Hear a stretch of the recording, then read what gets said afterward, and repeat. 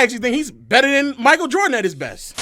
First name in the top 10, Stephen Curry, 11-time All-Star, 11-time All-NBA, 2-time league MVP, led the league in scoring twice, 4 championships, finals MVP, led the league in steals as well in 2016. I don't think I have to go into too much explanation. At his absolute best, Curry has really transcended the game, transformed it in ways in which many people were not aware that we could play basketball like this way. And I think that is a huge reason why, even if he doesn't have the success and overall dominance at his peak, his ability to transcend the game, the way in which he has, puts him in the top 10 for me. The other thing that I think that Curry does not get enough credit for is how much his game actually developed throughout the course of his career. Curry's game continued to transform into whatever the Warriors needed. Early on in his career, wasn't a solid defender, a bit of a liability a lot of times as well, and also his ability to create on the ball was also lacking. By the time we get to 2020, when they're winning again, significantly better defender and significantly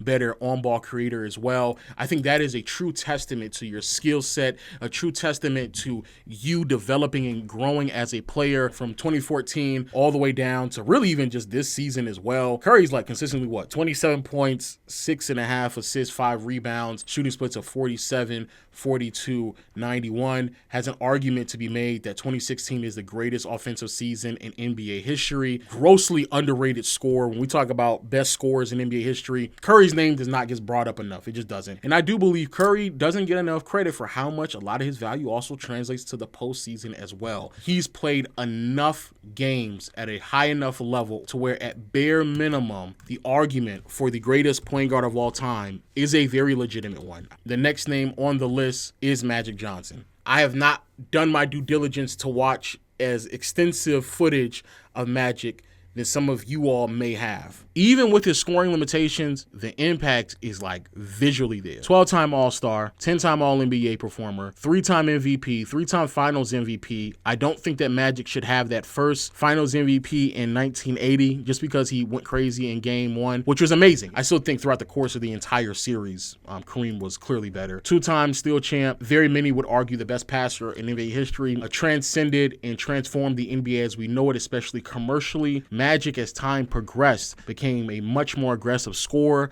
As Kareem regressed and eventually retired, he continued to be aggressive in that aspect, and I do believe that was a bit of a separator, not only from Magic in contrast to a lot of other players in NBA history, but I think that's a separator from keeping the Lakers team above float on a year-to-year basis is their ability to still stay in championship status, regardless of if Kareem was there or not, or being as impactful or not. Some would argue, and someone has argued this with me, that couldn't you argue that Magic came to a situation where it was easier for him to translate more than Bird because of the team that he was on? To be fair, I think that is true. But again, I think the separator for me is that when we got to the latter part of his career, when they were asking Magic to be effectively a more dominant scorer, he's clearing 20 points per game, giving you still 13 assists, and still converting 50% of his shots. Moving into the top 8, the first one I'm going to put on the list is Hakeem Olajuwon. 12-time All-Star, 12-time All-NBA, 9 All-Defensive Teams, 2 DPOYs to his name, also got a league MVP, won 2 championships, all around the definition of a two-way player, definition of a stats sheet stuffer. People love to talk about stats every day of the week, left and right, up and down. Bro, when it was all said and done, I want to say Hakeem was like top 20 or 15 in 4 out of the 5 major statistical categories, and the one that he didn't reach was assists. At his absolute best, Hakeem is giving you around 25 to 27 points on a night-to-night basis, giving you around 12 to 14 rebounds, 4, almost 5 blocks as well, 3 assists. And a huge reason why I believe that some of that impact may not have consistently translated over to the postseason has a lot to just do with the fact that his roster was not constructed in a way to really maximize who he was. After 86,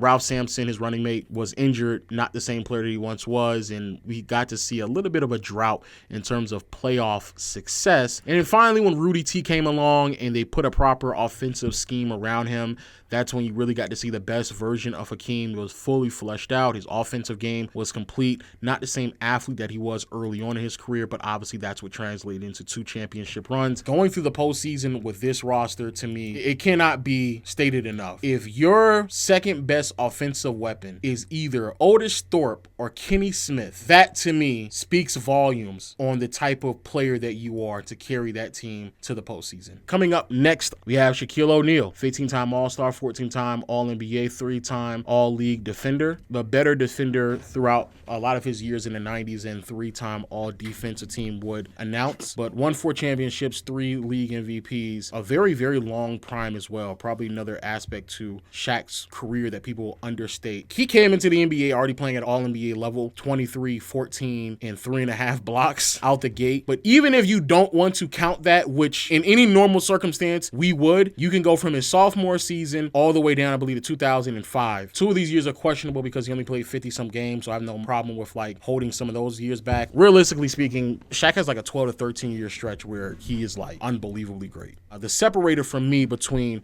Hakeem and Shaq, because they have very similar longevity, they have very similar individual success. Obviously, Hakeem being the better defender, but Shaq being a better offensive player. To me, the difference between the two is their peak. I think that Shaq just peaked at levels in which it's hard to comprehend unless you actually watch. Easily could argue he has a top 3 peak of all time. That's a separator for me, because a lot of the other things that I normally look at will be a little bit closer than what we would actually take into consideration. Up next, we have actually another center, and I know I'm going to get a lot of pushback on this, but I respect my elders, man. I really do. Bill Russell, 12-time All-Star, 4-time leading the league in rebounds, 11-time All-NBA, won 5 MVPs, and as we all know, 11 championships. In my opinion, the greatest defender the league has ever seen. Transcended the game on that side of the floor. Really changed the concepts of defense at that stage in NBA history, and provided some defensive identities and personnel and principles that we still abide by to this day. Took a team in the Boston Celtics that were not doing anything at all. They were trying to win games solely off of offense, flipped them on their head. Bill Russell transcended this defense so much so that even if they had the worst offense in the NBA, they still had the best net rating in the league. His impact is kind of hard to deny, because anytime he got hurt or wasn't able to fully play 100%, the team just did not see anywhere near close to the same level of success. And like I highlighted with Jerry West and Elgin Baylor, at that point in time in NBA history, a lot of offense was being funneled into the lane. However, if you had a jump shot, you could really kill a lot of teams back then, because there weren't that many bigs that are willing to step out, even if they had the ability to do so. Bill Russell was one of the bigs, however, that would hedge hard and step out and guard the perimeter if need be, which really slowed down a lot of what the Lakers would do from time to time, and why they were still fairly consistent at reaching a level of success that was hard to achieve at that point in time on that side of the floor. Offensive game, I don't sugarcoat it. Bill Russell was terrible offensively. Number 5, we have Tim Duncan, 15-time All-Star, 15-time All-NBA, 15-time All-League defender, and that is the most in NBA history. 5-time champion, 3-time Finals MVP, 2-time MVP, and was an MVP candidate, I believe, from his rookie season. Yeah, from his rookie season all the way up until 2007. Insane level impact coming out of the gate. And unlike popular belief, I am not someone who will sit here, brag about Manu Ginobili and Tony Parker as teammates when everybody else on this list are playing with better players. From 98 to 2007,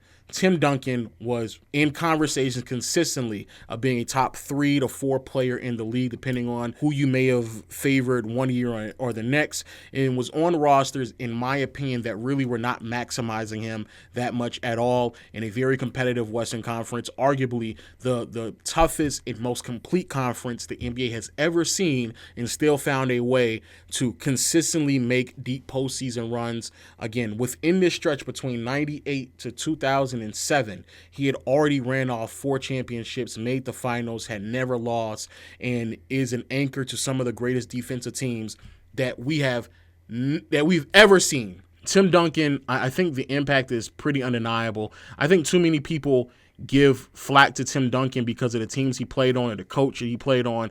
I implore everyone to go back and watch those games. You are not seeing Spurs basketball, this offensive guru in Popovich. You don't see that, because Popovich wasn't that at that point in time.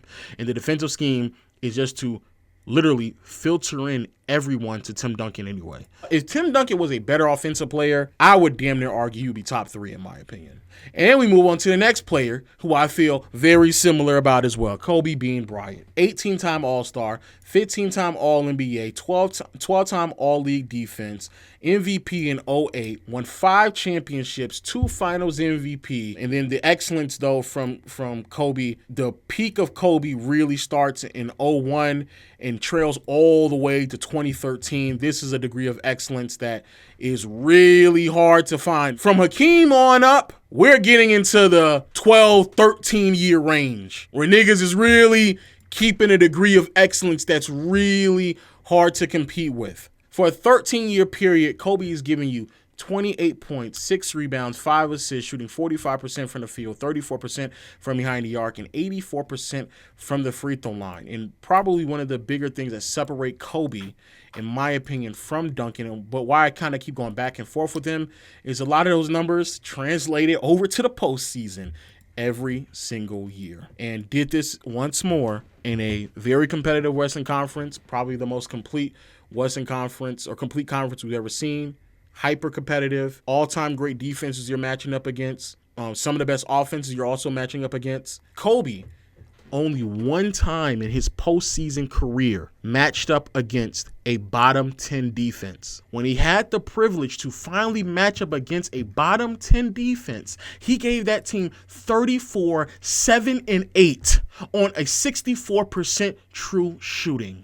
This is why a lot of this bullshit that you niggas try to push, I don't fall for it.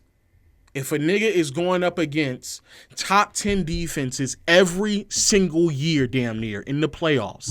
Coming in at number 3, we have Kareem AbdulJabbar. Just rattling off his accolades real quick. 15-time All-Star. 15-time All-NBA, 11 All-Defensive teams. I think he should have made more. I think back in the day they didn't have All-Defense early on in his career. Yeah, they didn't. He probably should have 12, 13, 14. He should probably have like 14 All-League defensive teams. But won 6 championships, 6 league MVPs, led the league in rebounding once, led the league in scoring twice, 2 Finals MVPs, even though I do believe he should have 3. And again, this is where we're dipping into a degree of longevity that's really, really hard to match. Another 13-year run.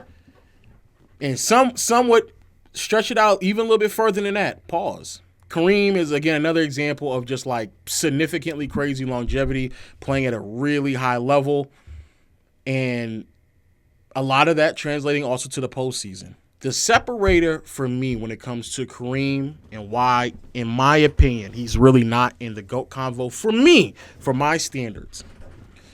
The 2 players that separate themselves from everyone else, the one thing that I believe is different from LeBron and Jordan, in contrast to really everybody else in NBA history, those 2 always had to be the best player on their teams, either the first or second best players in the NBA, for their teams to be considered championship caliber teams. They've always had to hold that responsibility.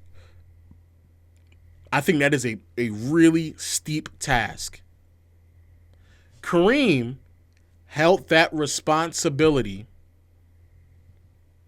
in his first stint in Milwaukee, translated to the Lakers, and a lot of that impact wavered a lot. 1 year not even making the playoffs and really not making another deep postseason run until Magic came along. That to me is a bit what you call it. It's a bit shaky. It's a bit shaky. There are some times where I think some of you all are exaggerating on like how often this nigga run down the court and does a hook shot, but I dead ass will watch this nigga. There's times where I see him in transition. Oh, my phone died. Damn.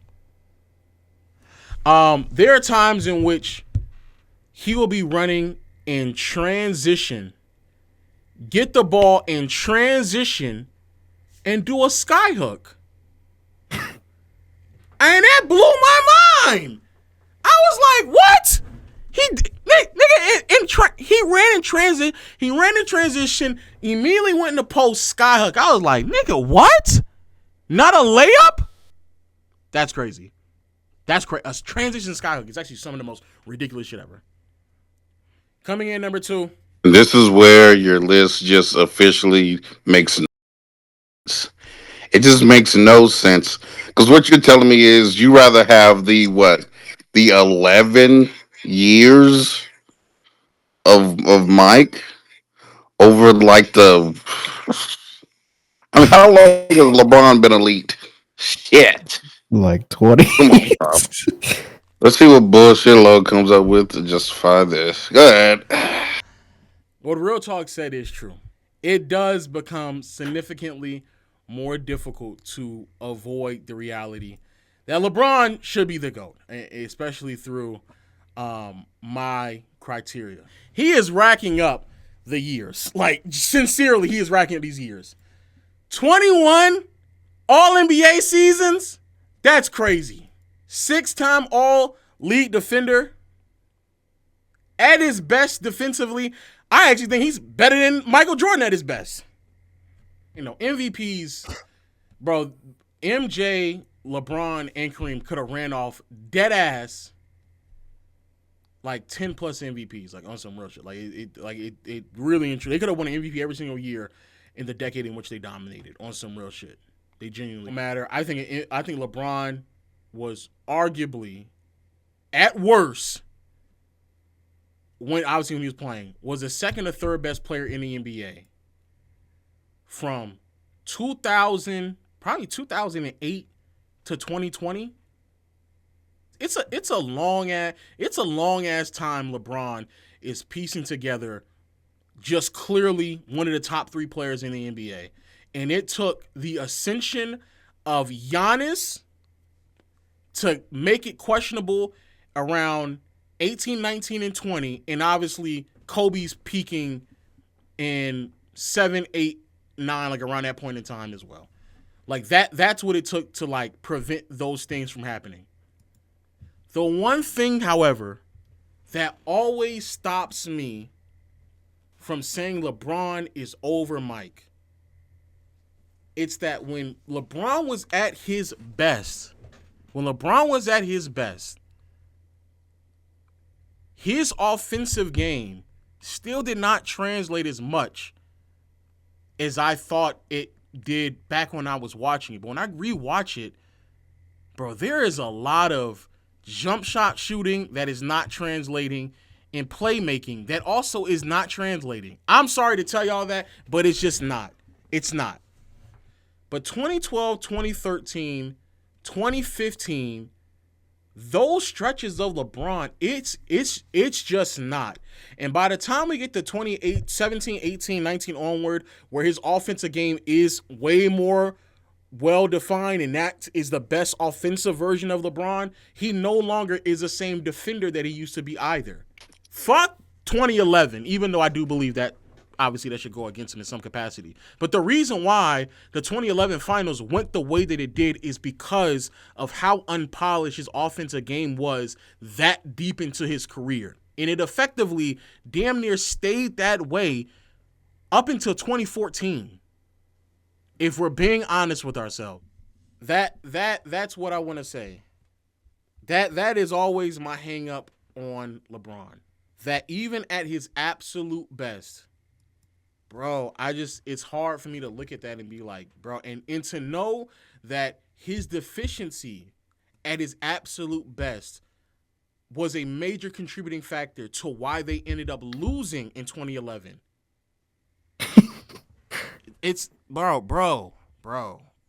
I don't think there's a single year, unless we're talking about the Wizards years, there is not a single year where Jordan is not the best player on his team. He does not. He just doesn't.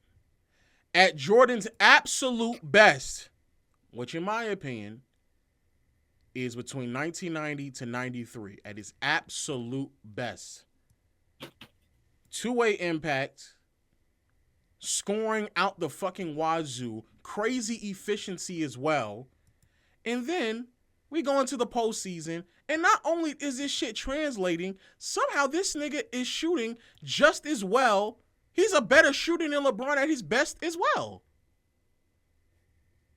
He's a better shooter. Definitively. Free throw, clearly a better mid-range shooter as well. And I'll be honest. These threes that Jordan has taken are booty butt naked open threes. But then the other thing is, and though I think LeBron was still a better playmaker, when I rewatch a lot of these games, it's not a shorter line, my nigga. I'm not an idiot. But also, I think that people undervalue Jordan's playmaking. Passing. I'm gonna make a hot take that I hopefully don't think is that much of a hot take. There is a very legitimate argument that Jordan was the best playmaker in the 90s.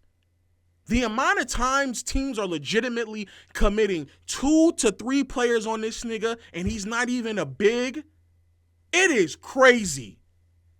The amount of time they are just willingly double teaming this nigga, it is outrageous.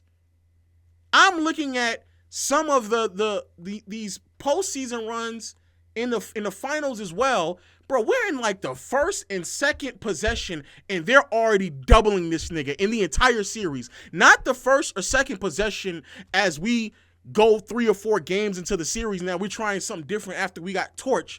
No, we're talking about the first or second possession in a series, and they're already double teaming him. Go back and look at the 96 finals. The first time this nigga touches the ball, they are double teaming him.